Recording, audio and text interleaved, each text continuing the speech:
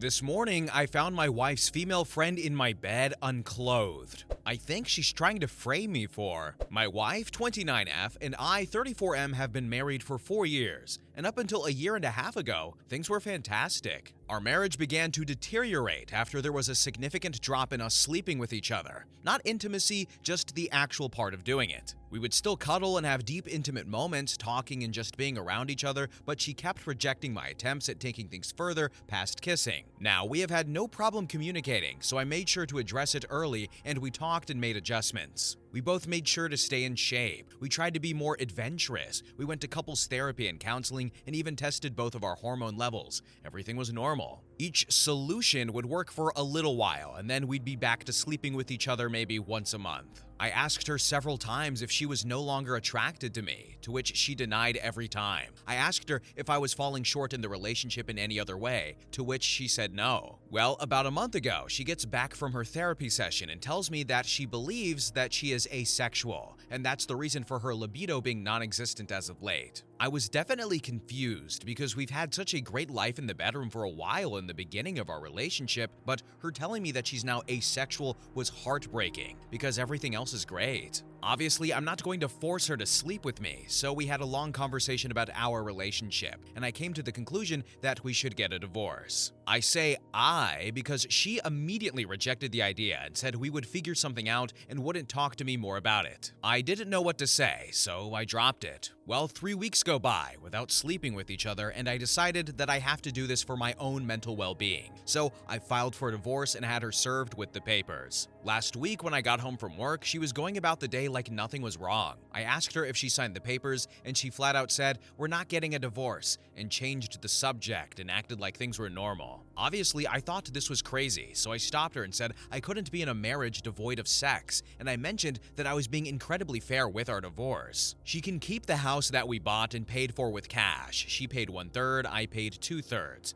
I would take all the debt, which isn't much, we'd split our savings and investments in half, and she can keep 2 out of 3 of our paid-off cars. I only wanted to keep my sports car. Thankfully, we don't have kids. I love her and wanted her to be comfortable, and I have no problem starting over since I make a good income. But she won't budge or talk about the divorce with me. This brings us to 2 days ago. I get home and go to our bedroom and find my wife's friend, 27F, in our bed naked. I immediately shut the door, said sorry, and went looking for my wife. I found her in the kitchen and asked her what her friend was doing here, and she said that she was here for me. I put 2 and 2 together and said that I'm not sleeping with another woman in place of the woman I chose to marry. She was adamant on saying that I could sleep with her whenever I wanted, and that her friend agreed to it. I couldn't believe things would get this far, so I went back to our bedroom and asked her friend to leave. I packed a bag, and I've been staying in a hotel nearby since that night. My wife, her mother, and her sister keep calling me, but I'm just not interested in hearing what they have to say. This feels like a trick. I just want this whole thing to be over. Does anyone have advice? Is this some kind of ploy for alimony? We do have a prenup.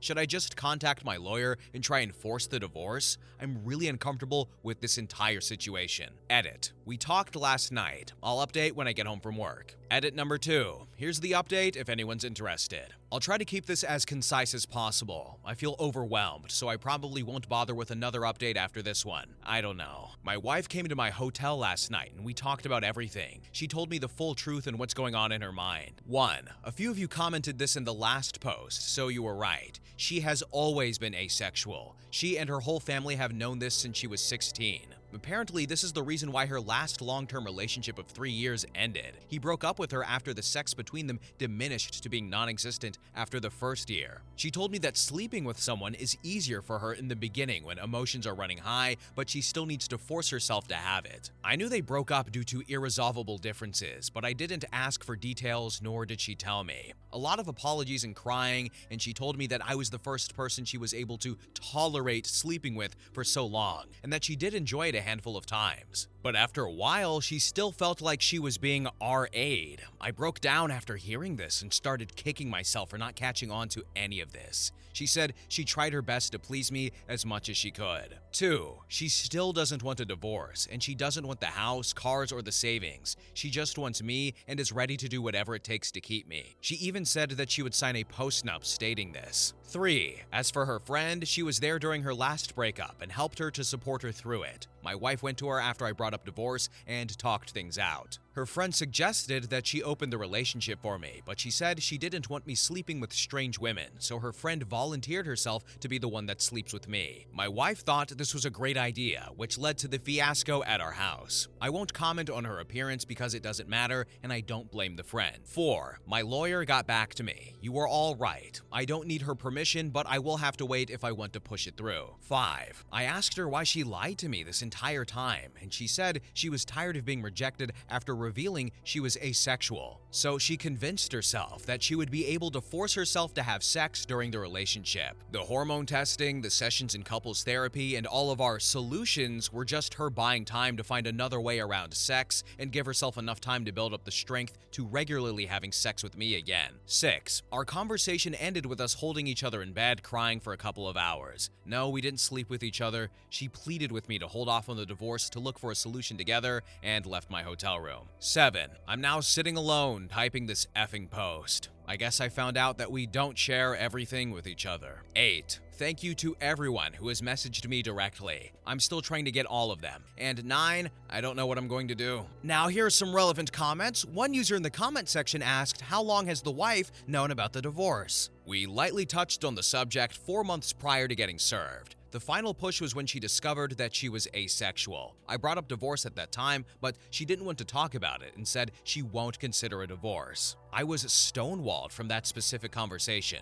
I filed anyway. It was the first time she refused to talk to me about any subject. I was surprised since we share literally everything with each other. Then another user in the comment section asked, is it a medical issue? If it was a medical issue, I wouldn't have made this post, and I'd be by my wife's side right now. But it isn't the case, and sleeping with each other is how I show and feel my love. We only get to do this being a human thing once, and sex is important to me. And then finally, another user in the comment section asked, is she depressed? I don't think she's depressed. I'm sure her therapist would have caught it or she would have told me, but I can't be sure now. Other than our life in the bedroom, things have been normal. I can't imagine that we missed anything. She really did put in a ton of effort. We both did and do. But thank you. I know we'll both be fine, but I figure it's better to do this now before we accidentally have children. Update. I'll make this as short as possible. After my last update, my wife asked me to meet with her about a week later to discuss things with her. I've been staying at an extended stay hotel since that night with her friend. We met at our house and talked for a few hours. She started off with a ton of apologies for how she acted, her lying about her sexuality, and not taking my sexual needs more seriously. Before I could say anything, she presented a signed post-nup agreement she had drafted with a lawyer, stating that she doesn't want anything: the house, the cars, savings, everything. I felt like the biggest a-hole for thinking that she was tricking me for more money. I asked her if she was serious, and she told me to take the post-nup with me and sign it when I'm ready. I still haven't signed it, by the way. It's in my backpack. I told her that I still think the divorce is our best course of action and that we both deserve to find someone who matches our needs. She still refused and borderline begged me to reconsider. She started crying and so did I. Seeing her like this was devastating. I told her that finding other women to sleep with me wasn't going to work. What if I develop feelings for them? What if I get one of them pregnant? Do we expect her to get an abortion? Then my wife said, we'll figure it out as we go along, and to please give her more time to work on other solutions. She's set up appointments for sex and hormone therapy, and is seeing a sex guru. I said that it sounds like we're going through the same things again, but she was adamant and pleaded with me to wait. There were more apologies on both sides, and we kissed for a while before ending the conversation. Then I went back to my hotel for that night. A few days later, I tried texting her, but she didn't respond, so I called her dad. I'm avoiding her mother and sister since they are saying the same things as my wife. Her dad told me that she moved back home and has been holed up in her room since our talk. She called out of work. He told me that she's barely eating, bathing, or talking to him or her mom. He asked me what I was going to do, but I didn't have an answer for him. He just said he understands and said he would be here to talk anytime I wanted to. So I went back to our house, and a good portion of her stuff was gone. The whole place feels empty. I've been sleeping in one of the spare rooms. I'm planning on flying to my mother's house in a couple of weeks to spend time with my family to decompress from this entire situation. I'm still on the divorce side of the fence, but I guess there's no rush. Thank you everyone for your insight and concern. Seriously, I know we're all strangers, but most of you have been a huge help to my mental health. Seriously, thank you. So I do like that one little sentence that OP said, which was, we only get to do this being a human thing once, right? And you know, YOLO, if we want to bring that back, but I get it, right? It's, sleeping with people and sex life, libido, it's important for people. Most people don't want to be in a sexless marriage, and yeah, I wish that the wife would have told OP, and I'm sure he did, but then you saw her perspective, which was she was tired of getting rejected for it, and at least she's making efforts. I don't know if anything can be done about that, but she's at least trying, and OP isn't rushing into it. So at least there's a possibility here, and maybe we'll get an update and see what happens between them. Anyway, next story. Story number 2. Am I the a-hole for breaking up my engagement because my fiance isn't traditional enough? A little background. I, 26F, come from a relatively traditional Asian family, so sorry in advance for the bad English. My father owns a rice wine brewery, and my mother helps him with it. Even though I said my family is pretty much conservative, from what I've seen growing up, my father never told my mother to do all the chores, and he helps her with it. My father always says that he couldn't provide for the family alone, and she has to work. That's why he never expects her to do everything in the house. Just like how they share the responsibilities to earn for our family, they also share responsibilities taking care of the household. Now, in comes my fiance, 29M. We met on social media. He's an American who's currently working in my country. We've been dating for 3 years and been engaged for 5 months. He always tells me he's looking for a traditional woman and wants to date with marriage in mind. He said that women who are able to take care of a household and are child-rearing are admirable. And I always agree with him without much thought because that's indeed an incredible feat. Right? He's working in a small university, and I am currently working in a hospital. We saved enough to buy a house with a little bit of help from my parents, but we haven't moved in together though, because, you know, Asian parents. But anyway, on my father's birthday last week, we talked about marriage once again. He doesn't think his income alone would be enough after our marriage, and it's giving him insecurities. So I suggested that I keep working after marriage, and that's not a problem because we'd be partners. My father also offered that we take over his brewery. While I find the idea lovely, my fiance, on the other hand, seems hesitant about it, but he agreed that I should keep my job. That was where the first problem started. I told him that since I have to work, then I expect that he will help with the household chores later. After I said that, he suddenly got irritated. He said that he had been telling me he's looking for a traditional woman, and that now he had been catfished, since I don't want to take care of every house chore we have because I'd still work anyway. Whenever he said he's looking for a traditional spouse, I always thought that he would also be a traditional spouse, aka being the sole provider so I can focus on taking care of the house and children if we ever have any. But when I told him that, he said I'm a gold digger and materialistic like any other woman, even when I never asked him once to be the sole provider. He brought that up first. Mind you, I don't even let him be the sole spender whenever we go out on a date. For example, he paid dinner, so I paid for coffee and the movie. Even my father willingly offered his brewery if we want to take care of it as a mean to provide for ourselves. So where's the gold I should have been digging here? That's when I actually put the ring down and told him that I want to break up. I told him that he's not traditional enough if he wants a fully traditional wife. I didn't want to deal with someone who could easily call me a gold digger because I want to share the chores that we haven't even done yet, and I did it in front of my parents. I can't help but think if he could easily say what he said in front of my parents when we haven't even married yet, then he could be saying something worse if we were married and alone. I went home alone and he texted me saying he was sorry and he didn't mean what he said. He asked to meet, but I don't feel like it. However, when I told my friends, most of them told me I was a bit too emotional, hasty, and impulsive, that I might look like an a-hole because I don't even want to meet him. His mother is now trying to talk me out of it and that I'm too old to act like this, and it's the culture barrier that led us to this point. So, here I am, trying to look for a new perspective. Am I the a-hole? Now here are some relevant comments. One user in the comment section asked OP, "What did your parents think?" My parents don't really speak English, so they could only understand it in bits and pieces. My father initially felt bad. He thought we fought because he brought up the business. But after I told them the reason, excluding the gold digger and materialistic remarks, they are fully on my side. And if I want to end it, then I should. But they think I should meet with him at least once to end our relationship properly. And then another user in the comment section said, "OP, be careful when you break up with him and bring someone along." Alright, thanks for your advice. My parents are coming and my father said he's not going to let me meet him alone. Thank you once again. Update post, 9 days later. Hello, I'm back once again. First of all, I want to thank everyone who kindly replied and messaged me over the past week. I truly am grateful for all the encouragement I received from everyone. It really warms my heart and amidst all of this mess. I want to admit that I too ignored quite a number of red flags he displayed in the past years,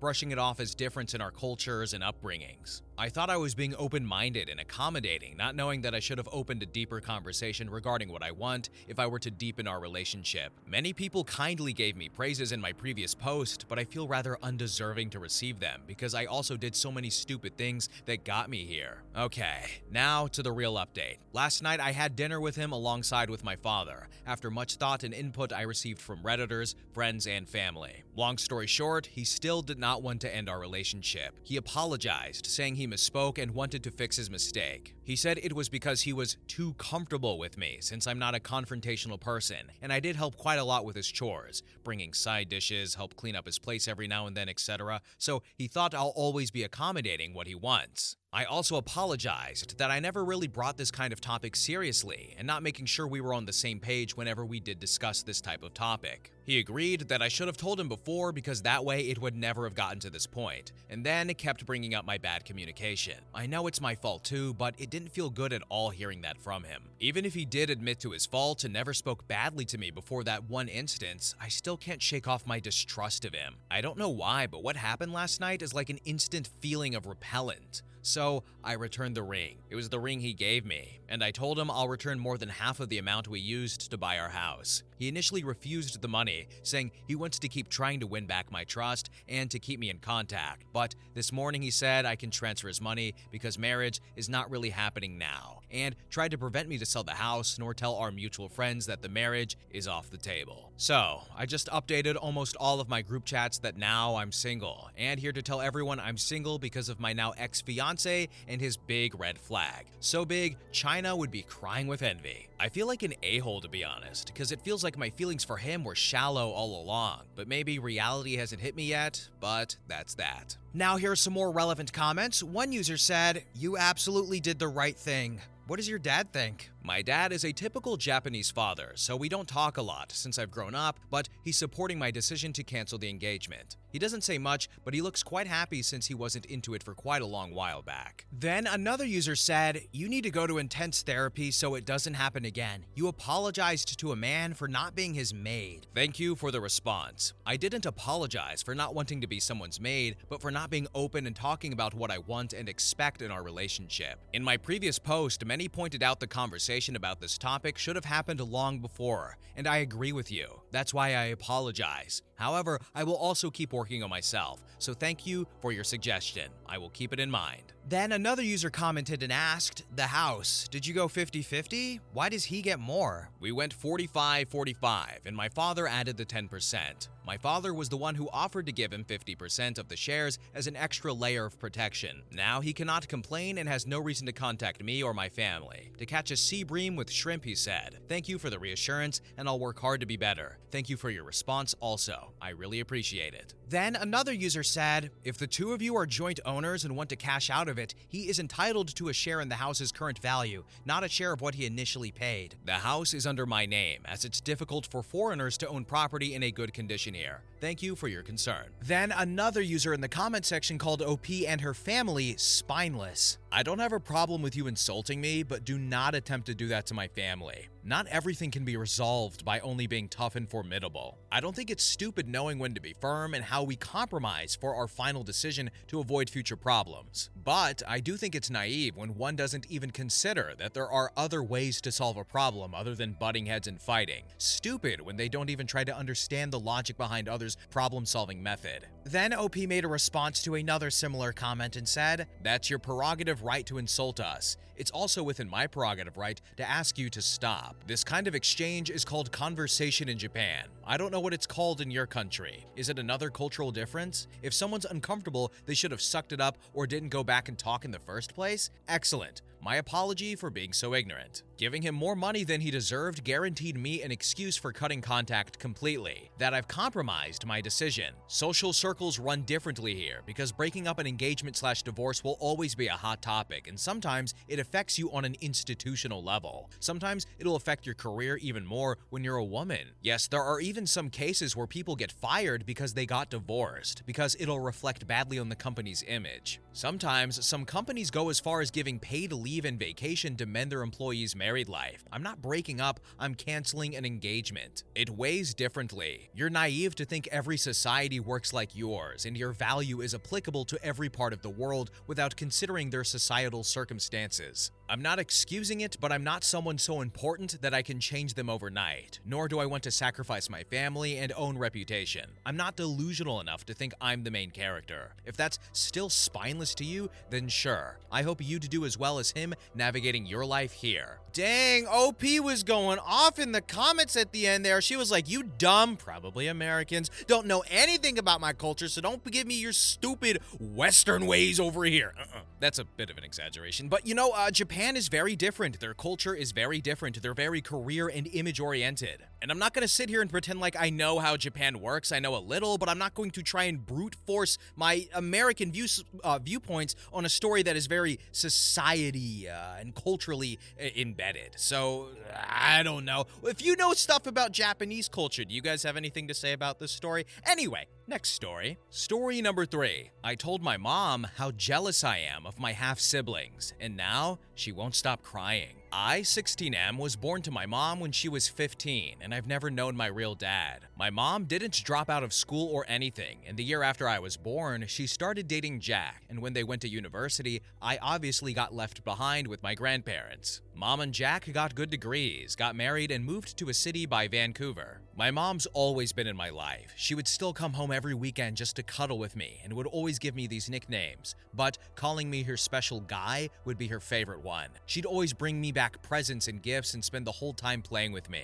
She's the one who paid for my tutoring, and after school and stuff would try and make it to games and stuff like that as well. Jack wouldn't always come with her, but it was always fun when he did. He's taken me fishing with him a lot of times, and we even went camping for 2 weeks together once, but never again because I hate camping. But when I was 10, my mom and Jack had a daughter, and then another girl 3 years ago. I don't really know them, especially because my mom stopped coming over as much after they were born. We don't cuddle anymore. We did on my birthday, but that's it. No more cute nicknames for me except for special guy. It's like they all got transferred to her daughters. No more gifts, and the worst part is, she doesn't come to my games anymore. It was okay with me before because they still had a spare room in their house, and I could go there when it's time for university. Yesterday, my mom FaceTimed me, and she had the big announcement that she was going to have another baby, and it was a boy, and now she'd have 2 special guys. I guess she saw how sour my face was because she asked what's wrong, and I don't know, I just admitted how jealous I was that her daughters got her so much, and now her son was going to get her, and there wouldn't even be space for me there when I had to go to university. And I guess what I said affected her because she started crying and wouldn't stop and had to hang up. My grandparents are mad that I made her upset and think I don't value them now or something like that. Jack phoned me and he's mad because my mom thinks it's a mistake now to have another kid,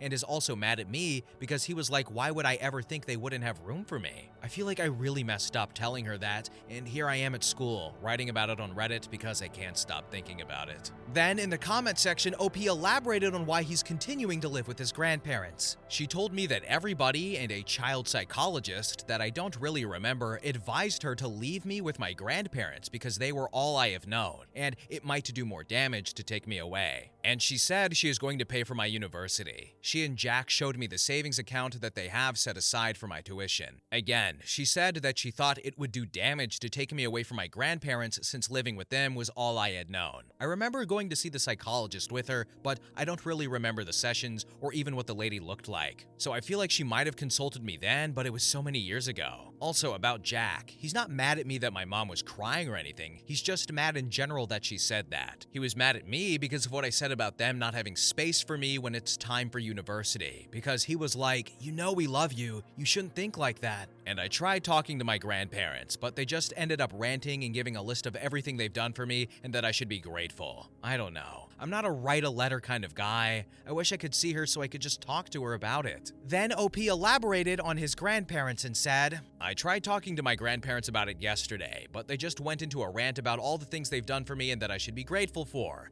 And it's not like I'm not grateful. I get them things for Mother's Day and Father's Day and Valentine's Day and everything else. They were also like, when I'm a parent, that I will understand that all my mom's done is put me ahead. Also, they are really old-fashioned, and they had my mom really late, and have talked about about how they spoiled her and how she was their favorite out of all their kids. So I just don't know how to reach out to them because they're always really defensive of my mom. Then another user made a comment asking if OP ever asked what he wanted in terms of living arrangements. No, I've never had a conversation like that. I guess the closest was Jack telling me one day that maybe I'd be able to come over more often instead of just for family photos, but it never really happened. Then in the comment section, OP elaborated on Jack and said, "He didn't say I didn't have the right to tell my mom how I feel. He was upset that I thought they wouldn't have room for me because he was like I should know that they love me and would always have room for me. They've known I wanted to move in with them for university for a while because they have a free room and they've said that's my room. So he was upset at me thinking that they wouldn't give me that room since they were having another baby. So he was kind of upset because it seemed to him that I was doubting that he loved me and that he'd just given away something that's mine. Jack is not mad at me. He made that much clear to me, and I probably should have made it clear in my post. He's just upset because I guess he's thinking that I thought he doesn't love me. I haven't talked to my mom at all since the phone call because apparently she hasn't stopped crying. I texted her good morning and I love you, and I got an I love you so much back, but that's it. I wish I could talk to my grandparents about it because I am grateful and I do love them both, but I don't know how to. And then finally, OP elaborated on his biological father and said, I don't know anything about my real dad. I asked my grandparents before when I was younger and they just got mad and told me not to ask. When I was 13, I tried to talk to my mom, but she got really sad and just said she wasn't ready yet and to give her some time. I did think about asking her again about him, but I didn't want her to be sad again, so I haven't. Update: how things went over the weekend. So I posted on Friday at school, and when I came home, Mom and Jack and their kids were already there talking to my grandparents. As soon as my mom saw me, she gave me such a big hug, she actually lifted me up for a second, which is weird because I am taller than her now, and then wouldn't stop kissing me on the face and telling me she loves me. I said hi to everyone, and my grandparents had my mom take me into my room to talk to me alone. In my room, she told me she was sorry that I felt like she'd been paying less attention, and that a new baby isn't going to replace me, and I'd always be her special guy. I started crying, so we weren't able to talk until I calmed down, and then Jack came in and joined us. I just admitted that I felt like I wasn't that important to my mom anymore, and if they were having a boy, then there would be no point in them taking me when it's time for university. And then Jack laughed, cause he kind of started crying hearing me say that, and that was weird. My mom told me that she wanted to take me when I was 13 and going into high school because she thought that was the best time to do it.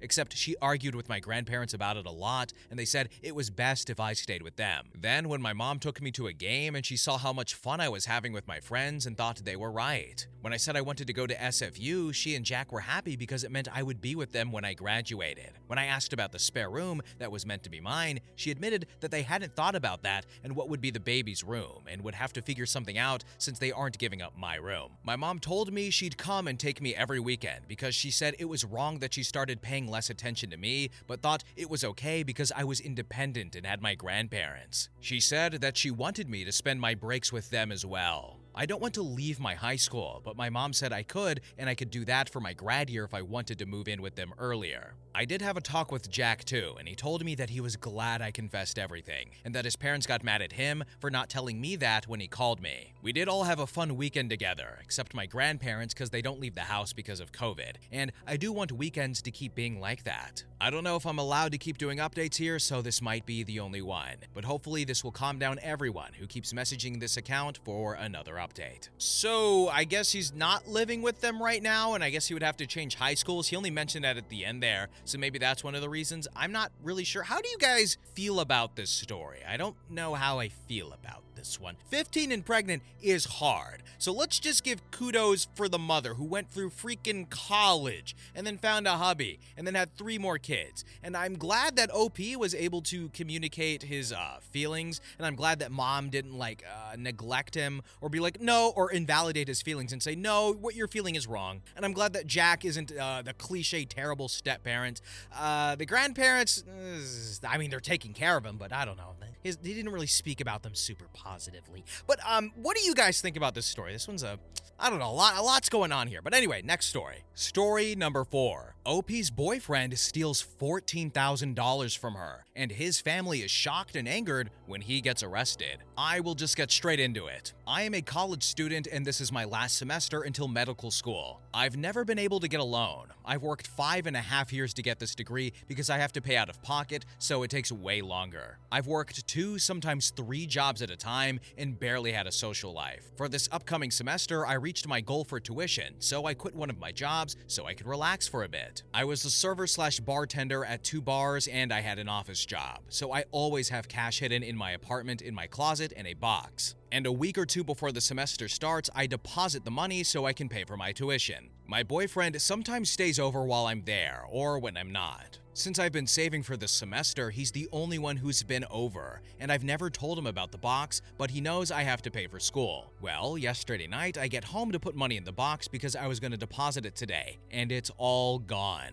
I freaked out and tore my apartment up thinking I put it somewhere else, knowing I did not. I called my boyfriend like crazy. No answer. I didn't sleep last night. I was panicking. Then this morning, he finally calls me back, and I'm yelling at him about my money, and he's acting all confused like I'm crazy. He comes over. I'm still pissed off after a while, and then he finally admits he took it so he can borrow it and that he'll pay me back. Where the hell is he gonna get $14,000 from in 2 weeks? I went into a rage and called the police and reported a theft because that is what he did. Well, it's been hours now, and I guess he got his phone call because his family has been blowing up my phone, and his mother has said some really hurtful and racist things to me. They've been harassing me for the past 6 hours now. It's stressing me out even more, and I hate that I'm feeling bad for him, but he stole my money that I've been saving for months. His brother did call, and he was respectful and said they'll help him pay it back, and I should just go to the police station with him and tell him I want to drop the charges, but I really don't believe them. I could do that and never get my money back still.